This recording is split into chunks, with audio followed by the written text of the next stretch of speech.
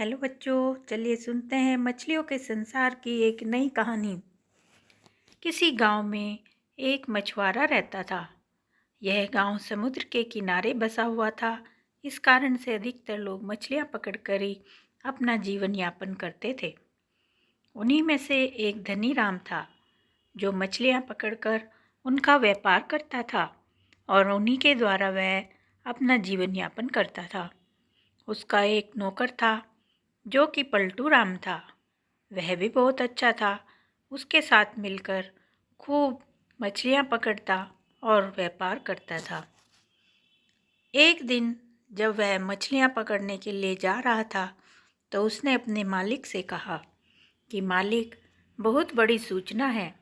मैंने सुना है कि आपको कल सभी मछली विक्रेताओं के साथ बहुत बड़ा इनाम दिया जाएगा। यह सुनकर धनी राम ने कहा कि हाँ, मुझे कल शहर बुलाया गया है और मछलियों का सबसे बड़ा विक्रेता होने के कारण मुझे कुछ पुरस्कार भी मिलेगा। यह सुनकर उसका नौकर खुश होता है और कहता है कि मालिक, मुझे भी अपने साथ ले चलना। पर धनी राम कहता है कि नहीं, तुम यहीं रहकर मछलियाँ पकड़ना, मैं जल्दी ही लौट कर आ जाऊँगा। यह कहकर वह घर जाता है और सुबह जाने की तैयारी करने लगता है। जब वह सुबह जा रहा होता है, अपनी नाव से नदी पार कर रहा होता है, तब सोचता है कि अरे, अभी तो बहुत देर है, मैं रात भर सो भी नहीं पाया हूँ, चलो थोड़ी देर सो जाता हूँ। और यह सोचकर वह अपनी नाव में थोड़ा सो लेता है। तभी वहाँ पर उस समुद्र से निकलकर मछलियों के सेनापति और सिपाही आ जाते हैं।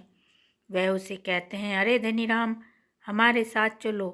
तुमने तो इस समुद्र की सारी मछलियों को पकड़ लिया है, हमें बहुत परेशान किया है।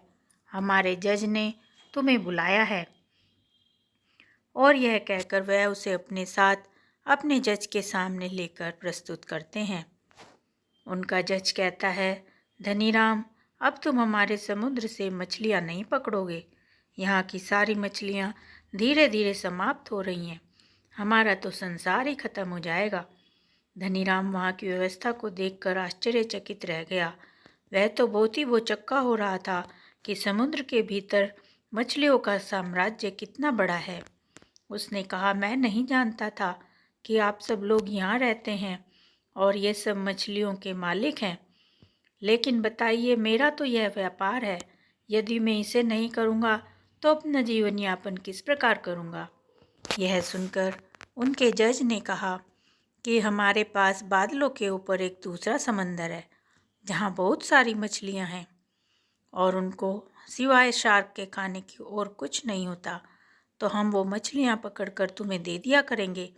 तुम रोज़ निश्चित समय पर यहाँ आ जाया करना और मछलियाँ ले जाया करना।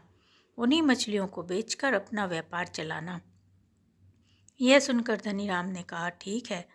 पहले तो वह बहुत आश्चर्य में हो रहा था कि यहाँ कितने समंदर हैं, कितने साम्राज्य हैं, पर फिर वह उनकी बात मानकर चला जाता है। कहता है, जैसा आपको उचित लगे वैसा कीजिए, बस मेरा व्यापार न रुके। तब वह रोज़ अपनी नाव लेकर आता था। अब वह अपने नौकर पलटू को अपने साथ नहीं लाता था और समुंदर के भीतर आकर मछलियों के सेनापति के साथ जाकर बहुत सारी मछलियाँ पकड़ कर ले आता था। जितनी मछलियाँ वह देता था, उनको लाकर उनसे ही अपना व्यापार चलाता था। काफ़ी दिनों तक इसी तरह करने के बाद वह एक मछलियों का बहुत बड़ा व्यापारी बन जाता है। अब उसके पास छोटे मोटे ग्राहक नहीं आते थे, बल्कि बड़े बड़े व्यापारी थोक में मछलियाँ खरीदने को आते थे। वह लोगों की मदद भी करने लगा था। आसपास के लोग उससे मदद मांगने आते थे, जो कि उसके नौकर पलटू को यह बात बिल्कुल पसंद नहीं आती थी। वह सोचता था कि ये सभी गांव के लोग मेरे मालिक का फ़ायदा उठा रहे हैं। उसने एक दो बार उसको रोकने की कोशिश भी की, पर धनी राम नहीं माना। एक दिन पलटू राम के मन में आया कि मैं भी अपने मालिक के साथ जाकर देख कर आता हूँ कि ये इतनी मछलियाँ कहाँ से लाते हैं। यह सोचकर वह चुपचाप उसकी नाव में चुप कर बैठ गया। जब धनी राम गया वहाँ मछलियों के सैनिक के साथ, वह तो आगे मछलियाँ लेने चला जाता है और वह वही खड़ा होकर उसको देखने लगता है। जब वह उन्हें देख ही रहा था, तभी वहाँ मछलियों का सेनापति आ जाता है और वह कहता है, तुम कौन हो, कहाँ से आए हो? यह सुनकर पलटू राम कहता है, मैं धनीराम जी का नौकर हूँ, उन्हीं के साथ आया हूँ। तब वह उस पर बहुत गुस्सा करते हैं कि तुम इसको साथ लेकर क्यों आए हो? तब धनीराम कहता है कि मैं इसको साथ लेकर नहीं आया हूँ, बल्कि यह छुपकर मेरी नाव में आ गया है। यह सुनकर सेनापति उनको दरबार में ले जाता है, जहाँ मछलियों का जज बैठा रहता है। वह सारी बात उसको जाकर बता देते हैं।